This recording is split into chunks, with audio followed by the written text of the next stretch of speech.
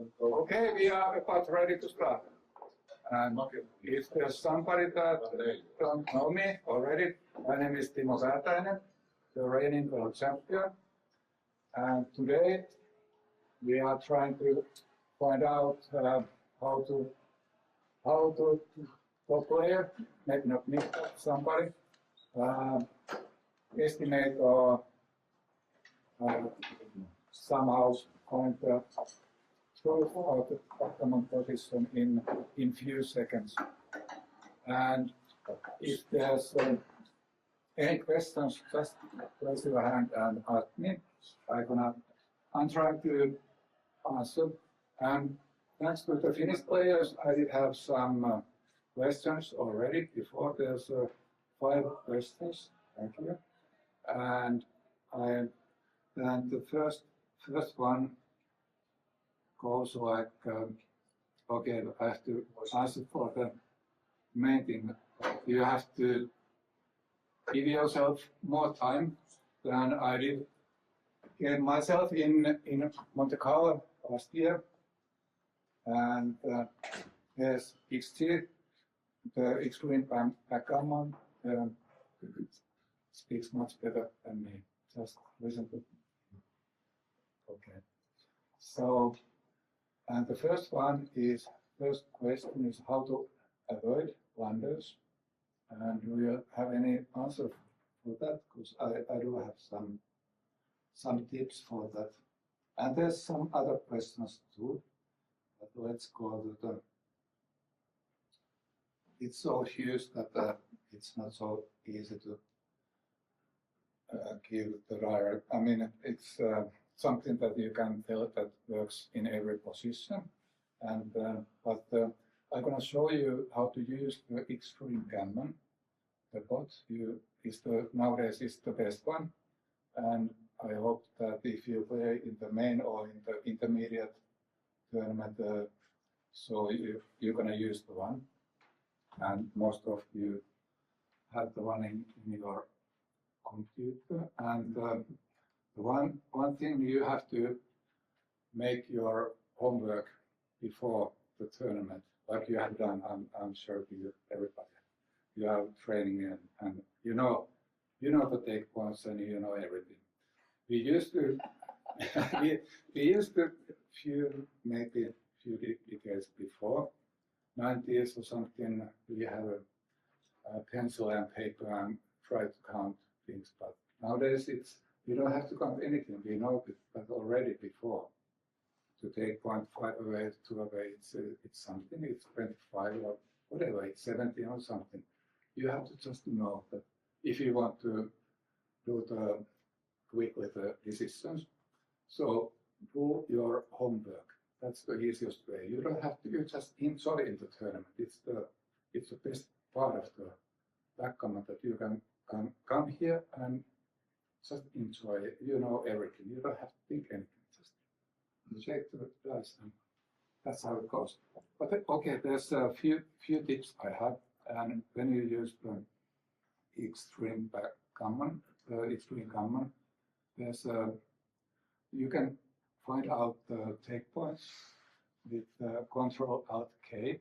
I'm going to show you soon with the extreme gammon one, and you can find the take points like here. There's 2 kind of take points. There's live. When the cube is alive, or then it will be dead, and there's 2 take points for those. And there's a 20 or 25, and that kind of things you can find. And then there's a common price, and it's like when it's 7 away, 7 away. You're gonna play today 7 points or 5 points, I don't know.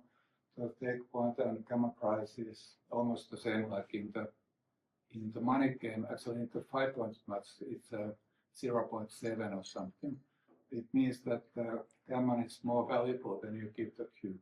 So there's that kind of things. If you have done, I'm sure you have done that before. So there's nothing new for you. But that's the one thing I wanted to show you, that there's in XD there's that kind of thing. And another one The second one is, this is very important. Yes, if you want to see why your move wasn't the best, if that ever happens, then you can find, this is the, you're gonna have a control and decide the moves you are looking for and right button and then nice district push. I don't know how to pronounce that one. So anyway, it's over there. And you can have this kind of picture of that. The best move and the second best or your move is over there. And you're going to find out that there's a few rows like a double 5 and double 4 and double 3 is not working so well. So you don't have to see numbers, you're going to see the pictures and it's much easier for you. And you understand the position much easier in that way. Okay, that was the, it was so not so easy question to answer, so sorry, but in this limited time I have about 5 minutes for one thing, so no, I can't help you more with that. Okay, and whenever you have feeling about this is not correct, just raise your hand or just tell me. Let's see how it goes. And okay, here's the extreme gammon, and maybe I can show you something here. Actually, I would first of all want to show you there's a, when I pick the new game and I want to train the back games or something like that. We used to play, it was so-called backgammon, and I tell you that this is very good for you, very good for me and everybody, because we don't play too much back games and prime against back game, prime against prime, that kind of things. And one more thing, if you look at who I'm going to play with, I don't want to play with the strongest extreme gammon. I want to try what about the beginner, because we're going to have positions that we are not used to have. So this is for strong players, if you want to have other kind of position that you are not used to play. So there's two settings. And backgammon is the, it's like, there's a four, it's the same like the backgammon, but there's 4 checkers in the back. It's like a starting back game, right? But actually this is, there's only more pips to go. It's not really a back game. The main goal here, like in prime battle and in back games, you want to jump out, trying to escape. You want to run, and that's how it goes. And I'm gonna show you something about this training too. But before that, I'm gonna show you that Control Alt and K, and this kind of you're gonna see. And here you can have you can see the take points and double points. And then there's a cash point and 2 good points, but I don't. It's just me. I just use only the take point mostly. And then there's a recoup and double for 8 and so on. And you can change the score, and you can see that. What about now? The take point for white is about 15, and for black is 26. So it's up. What is the score? And then there's a gammon value, and okay, it's almost the same. But if we look at the 4 cube, so for the black, the gammon price is nothing, and for white it's 0.7 about. So that kind of trading you can have, but this backgammon, this is. I haven't played this for 15 years, but we used to do it in Game Street. It was internet for money. It was more than fun. We used to have for few moves after this, few rows after this. There might be 4, actually 6 or 8 back checkers, maybe 10 or even 11, 15. So we used to play real back games, but nowadays I learned that the main thing, the plan is trying to run no gammons. That's the main thing, what you try to do. So I don't remember what I was going to show you, but let's see. Okay, maybe that was the first question. And what about the second one? How to choose a game plan? It's a nice question. Race, blitz, or prime. But I think if most of you have read the books about nowadays that you have to have a nice the correct game plan. But I'm going other way because it works if you in positions. So let's say 9 of 10, it works correctly. But my feeling is if you want to have 10 of 10, then you have to have something else. And I think my thing is that, like you can see, the dice distribution is the main thing, and the position of the cube. Is it in the middle or if you have the cube already? And okay, and then I'm gonna I have one position for you to think about. It's quite small. What do you think about what is the right double action here? Double take, double pass, no double. What kind of things? It's White's turn. White is going on over there, and can you see the one? Is it fine? So how do you feel? Is it good enough? Is it the double already? Just you don't have. Just tell me, how do you feel? Double take. Okay, double take. One double take is open, and others. Yeah, it looks like a strong double at least. Yeah. There's blitz value and prime value. Yeah. Yeah. No double. Okay, one no double. Okay.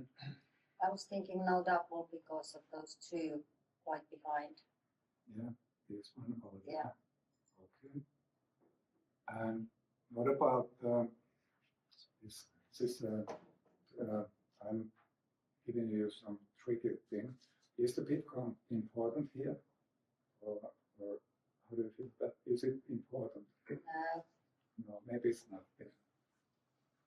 Okay, and yeah, we have a double take, no double, and maybe I didn't hear. Did we have a pass? Maybe. Okay. As you. It's good to have it. Maybe a pass. Okay. Sorry, do you have two behind there on 24 and 22? Yes. The black one, yeah. Yes. Maybe you can't see. Yes, there's two checkers, back checkers. I couldn't see. Yeah. I would look. Yeah. There's two back checkers over there and one on like 8 points. So, okay, I was a bit surprised about this. I felt that this must be more than easy take. I felt that, I mean, but it might be a pass. It might be a pass, and I was a bit surprised. But the thing was that actually this was the nice question: how to choose a game plan, race, blitz, or prime. Okay, we don't want to know. Actually, we are minus. The black is leading the race. It feels like okay, it should be quite easy to have a chance and not too many pots, but actually there's one pot in the ace point. It's quite important. And actually this one, okay, my thing about the whole thing is that in my opinion, the monetary tactic is the game plan. I don't respect the game plans. I feel that it changes so quickly, the positions, swing happen, and if you are focusing for prime or something, then you are lost. I mean, if you feel that you might have a chance to win the race or something, and actually this one, okay, and this is what I prefer this kind of thing, like I showed you how to use the extreme gammon, and quite nice rolls everybody, but there's a 5-3 and 2-1 that isn't so good for white, and mostly white will have a nice 5 prime of them, and that's how it goes. And after that, Timo, yeah, will you do in a live or at the table the same kind of or this kind of a comparison what you see in the picture? What you see in the picture is green and red. Do you count in your minds? You have 21 combinations, so 36 rolls. Do you balance them? You count in your head. Dum, dum, dum, dum, dum. Okay, these are plus. Okay, this situation is good. They're all good and bad. yeah. Do you count them and compare? When needed, I try to actually now we have this kind of dice distribution that there's not so many huge swings, bad and good ones. This position has almost only the good ones, but I am trying to find the bad or good ones.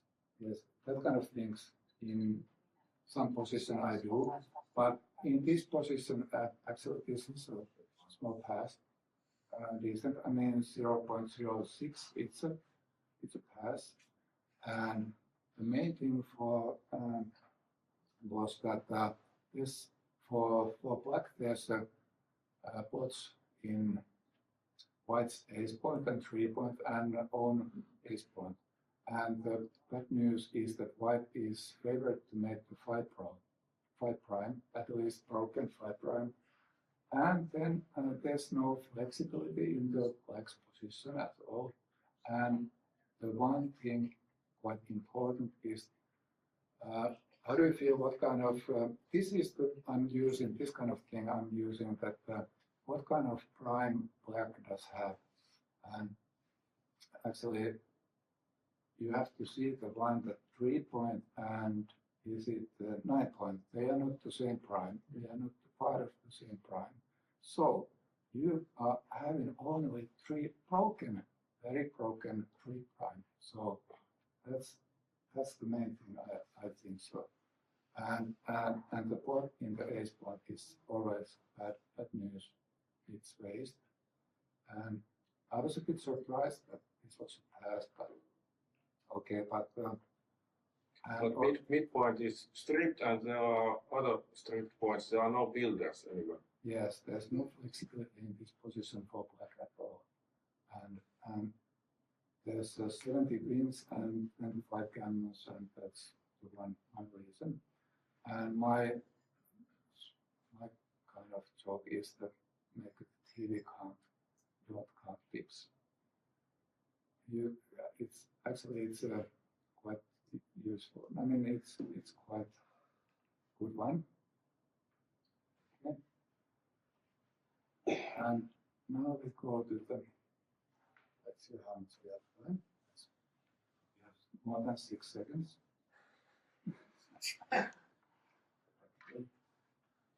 Okay, and then I did have a question about how to estimate the number of the gammons for the if there's any system for that. And there's some kind of systems, but it's much more easier because for you, if you anyway you have to, if you want to play better than before, you have to record your matches and then you have to analyze them with the better player or maybe the extreme gammon. That's the main thing. And what about if you are looking the whole match, first game, second game, every move, and what about looking the gammons, how they are going, if it up or down, and how many, if you, mostly you have in the first rows, you're going to have 15 gammons, after that swings happens, maybe 20 gammons, mostly that's around there, there's 20 or 25 gammons. And then the winnings that mostly that you need to know when to double the first double is that usually you have to have about 65 wins and some gammons, maybe 20 gammons. If you have 65 and 10 gammons, it's not good enough. So that kind of things you can, when you repeat and watch your match, you can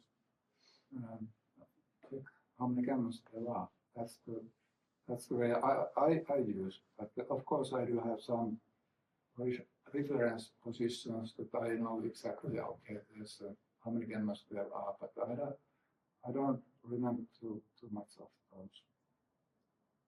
So let's see what we have.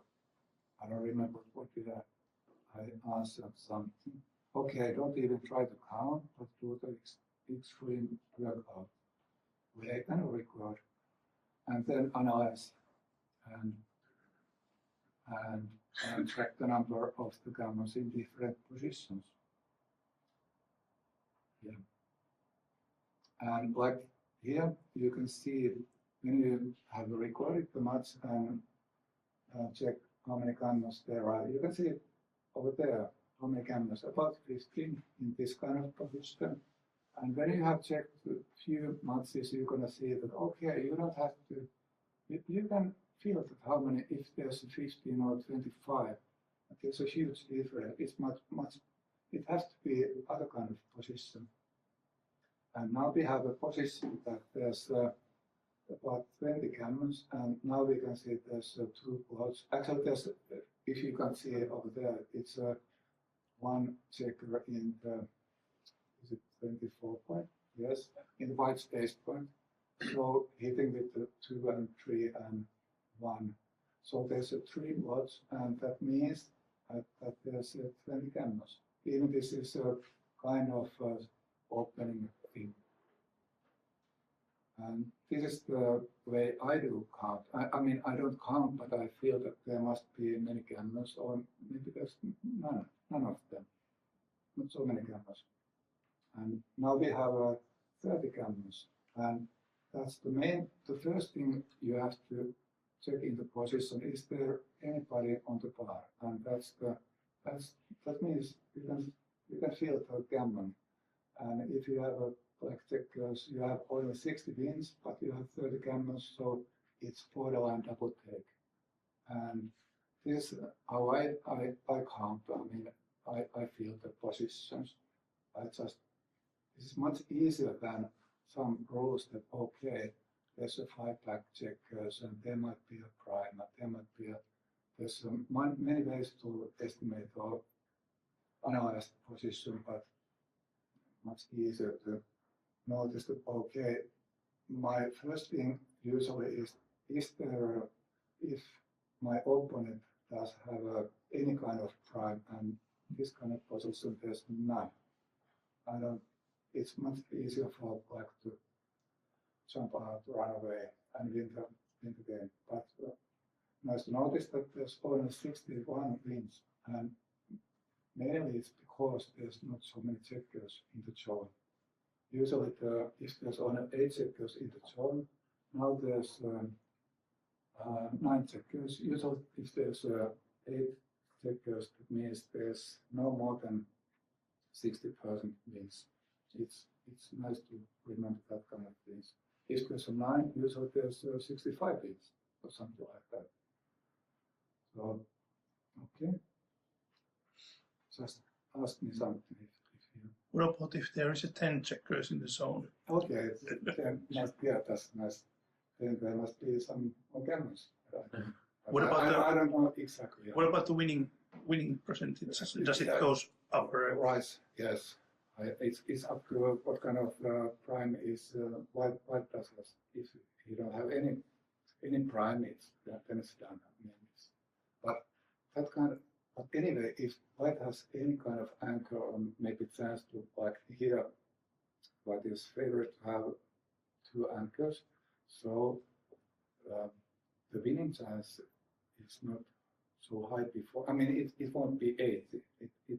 80 positions, you can see the XG, but those are very bad working positions. But in some match score, more than easy to take it. There might be even no double sense. So, yeah.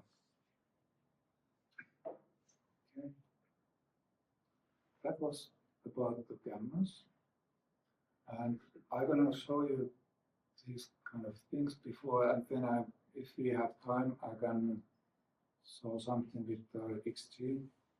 And okay, the next question I got was when should you skip the prime, even if it means losing an anchor at the same time, with the risk of losing a gammon? It was a hard question and not so easy to answer this one. And I put some one position to show you, and I felt that this one is so easy, so let's. But my answer wasn't the correct one. So this is so hard question that thanks be it's nice question, and there's no one right answer for it. I felt, but I have something that I can tell you that, okay, we have a position here. What would you do if you would have a 6-3 to play?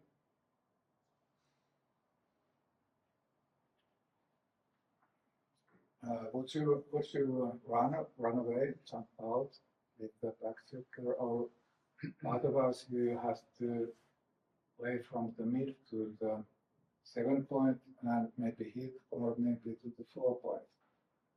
What would you prefer? Not jumping out. Not jumping out, and the reason for that? It's too risky. Yeah, It's too risky, and my home board is not. yeah, that's nice reason. Is there any others? Yeah, I would play 13 to 4. 20 to 4 from mid to the over there and to the 4 point. Yeah. It looks nice. What about would you? Okay, I don't know the reason. Would you play in DNB 1 point match? Would you play the same, or maybe trying to jump out and maybe hit to the 5 or 3 point? Is there any reason for that? Actually, I don't know the answer for that, but you can see I have a picture of the But you're behind in the race, so you wouldn't run regardless. that's right. That's right. If running is right, I think I'm gonna stop way back. Yeah, and my move this morning was I can run, but I didn't like. I said I don't trust too much about the pit count, but this position it was. I don't gain anything for running. And if we look at the dice distribution, okay. Isn't there some theory in Mitch's book about this butterfly running away from butterfly? Yes. But I don't recall anything, but only the reference. Yes, and it's always nice to notice that I'm not right. I mean, I was happy that I might learn something for some time. In principle, I feel that if I do notice that there's a prime, usually when there's a prime and you can jump, then you have to go. But now there's some other, like you said, the risk for the gammon. I mean, there's some risk, and that's the main thing. And this time, the jump out wasn't the best, and you should find out that if you gain anything or if there's any risk, and this time it was more than huge. It was best move would lose about 17.5 gammons, and here we have with my move was 32. 0.4 gammons. So there's a huge difference, more than, is it 15% gammons? So it's huge. So if you gain nothing, so don't do it. Don't, just wait to get the moment and and then I found out that training, like I said, Backgammon, or then another one nice tip for you is that in extreme gammon you can, okay, the Backgammon, when you start a new game, you can play Backgammon. You're gonna have a nice different position. Definitely when you take your opponent, not the strongest one, but the beginner. So you're gonna have a lot of fun. And one other one is tip for you is that play from the position. You can choose the position and then play from that and again repeat again. Finally you're gonna find out what is going on. He's gonna hit me again, he's gonna hit me again, but finally I understand. Don't run backwards. You can go forward, wait for the moment. And yeah, like for you, let's see that I can show you if there's some kind of position like this. You can start new. You can play from this position and repeat again and again. Control P, but I think it should be over here. Play from position, and then you can have the same cube action or and the same the dice or another one, a different dice, and then you just click the OK, and then you can start again and play it again and play it again, few moves, and then you can start again. And that's very nice to learn about the position. And I have to say something about this Backgammon position. The main goal, like in many priming battles, is try to make the power point. Power point is here the main thing. Like a 6-5, never run all the way to the midpoint, but make the 7 of the power points. That's main plan. What else good did I have? There, nothing. And then the last question that I got before already advanced is that when should you offer the doubling cube in the last row positions? And this is the there's two kind of those. There might be a 5 prime, and this might be the last chance, like momentum has swung, that kind of thing. Something will happen, so it might be the last row. But in the pair off, it's totally the last chance that you might have a chance to give the position. So I have maybe some of you have seen this one already before.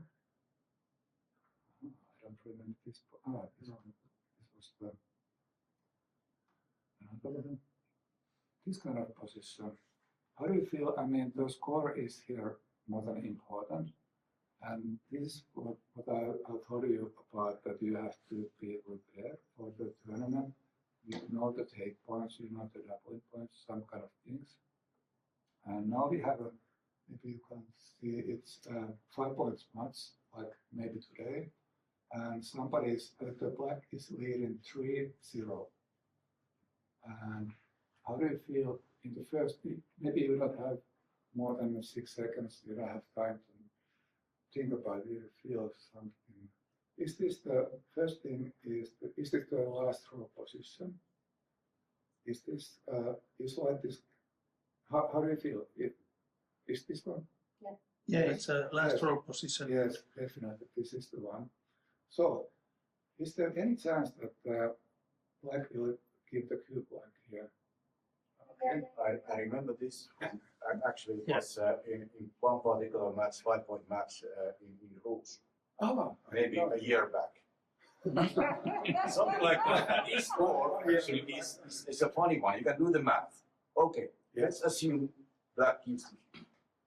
And let's assume he loses. Well, basically he doesn't roll both of his pieces in, which means that if White gives the cube before it's dropped. So what is the score then? It's 3-2. What is the probability of White winning from that score? 40%. So what is the probability of winning if he passes? It's about 15.8 or whatever it was in proper game. So basically, what you do here, you divide the 15.8 with 0.4, and you get about 40%. And now the thing is, White actually, Black actually is an underdog to put his piece in, but I remember, I haven't counted yet, but he probably has too many rolls inside, so it's a narrow pass. Probably. might be.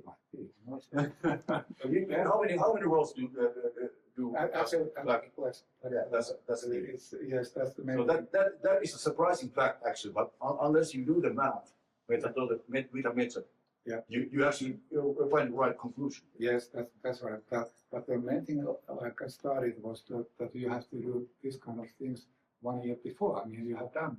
Yes, Right. I mean, that's the exact score and situation. You might have a chance to count these kind of things, and yes, and what you can do here is to find out how many good rolls Black has and how many bad rolls. And if there's a trap if you feel that you have to be a favorite, but in this score you don't have to be.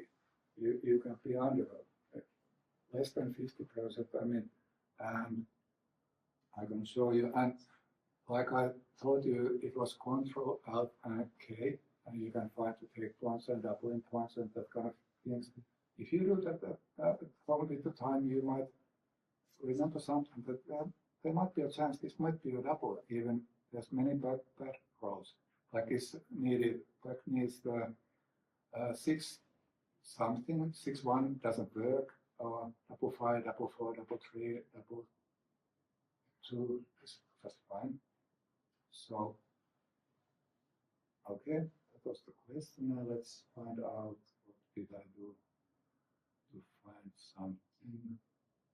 But the main thing was that this is the last chord position, and Black has only 36 wins, and it's a huge double for here. And it's no double is blunder, it's 0.149. And like Simo said, correct, that's the way. I mean, wow, what a double take we have here. What about if we change the position a bit? What about if we put White's checker in the ace point to the deuce point? Is it better? Okay, this is maybe you know. I mean, I wouldn't show this otherwise. Then I have changed the checker from the ace point to the deuce point, and then change White's position in a way that after Black misses, he has to take. Then we have that's the main thing. That after the cube isn't dead anymore. Yes. And that's the main thing here. And final, actually, that small thing. Now Black is favorite here, but it's huge no double. These are tricky positions. So sometimes it's not the main thing isn't that you know the exactly how many good rolls or how many person do you have in the position, but I get the idea now, because if Black misses, he still has an easy take after White doubles. Of course. That's the thing. Yeah, these are more than tricky, but I was this was funny position. I mean, 36% wins, and you have to give the apple because there's no risk. You're gonna recube and it's a flat. It's done if you can miss the one. And What about the score? Where is the limit? yeah, the score is the most important here. But if we like we play maybe today 5-point matches, if it's 2 away, 5 away, 2 away, 6 away, something like that, then most of the time the take point for the dead group, it's dead group over there. It's almost 35 or 40%. I mean, there's so many scores. I can't tell you more about that. But this is the one I want to show you. And in this, exactly in the score, you can change the score in see over there. The light cube, you have to give it not before, and the double point for giving the cube is 68%. And in that second position, there was about 53, so that was the reason it wasn't the double yet. But in the dead, with the dead cube, then you can't get the cube back, like you're gonna take the one. So the doubling point is 30.4. And that kind of things you have to do at home.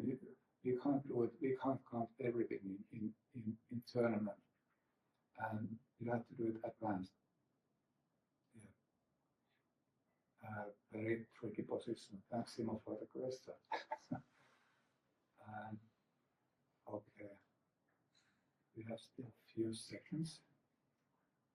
So the last question was made by myself. Oh, it's not us. It's not over. When should you count tips? Like you heard, I don't. There's so many positions, at least in the opening. So if you, yeah, okay, this is kind of sort of me.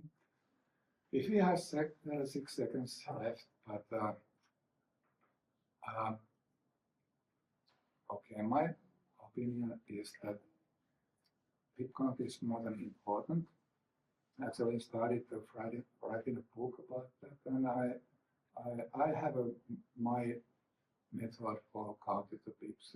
It's not from the books, but maybe I'm gonna try to write the one. But before you're gonna have the one, it might take 10 years or something. Before that, if you count, don't count any pips. Count them. And but there's some, it's like a joke, but there's some truth behind that, because I really feel that there's so many positions that most of, I used to play 10 years ago, I always, whatever position I saw, first I counted the pip count. I mean, I had to know the pip count, but most of the time, at least 50%, half of the time, maybe more than that, it was the signal to the wrong direction. I felt, okay, I'm leading the race 25 years. I have to take, I might have a chance. I missed the 5 right or something, but I can't run. I mean, there's other things that might mean more. And that's it. I hope everybody, nice. So that's a question for next session, is that Yeah. when does the pip count come #1 priority when you are analyzing a position? Okay, maybe. When it's #1, when it's the least, when it's the most. Okay, maybe. But for the next year. Maybe in some ways it might be useful. Yeah. That's so easy. Yes. Sorry. And I have to say that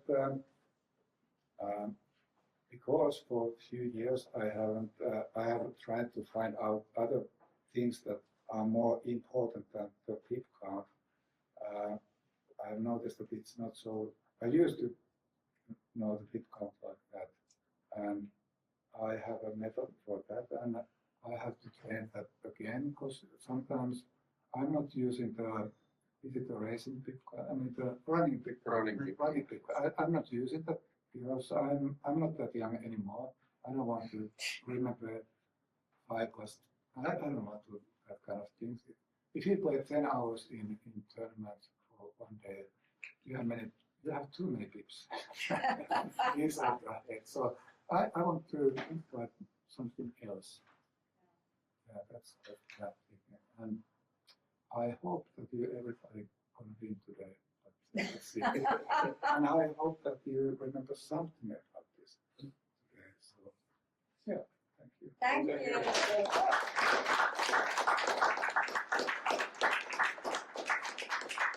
Okay, thank you very much, Timo, for a very good presentation. I'm sure we all learned something. The big thing is something I personally struggling with because I also found Many people struggle. I think the most important lesson here was to forget about this damn big counting and you will be a world champion. Exactly. Yes. Yes, that's a relief. Yeah. Yeah. Yeah. Then you have less to stress. Okay. Oh, Thank you. other things.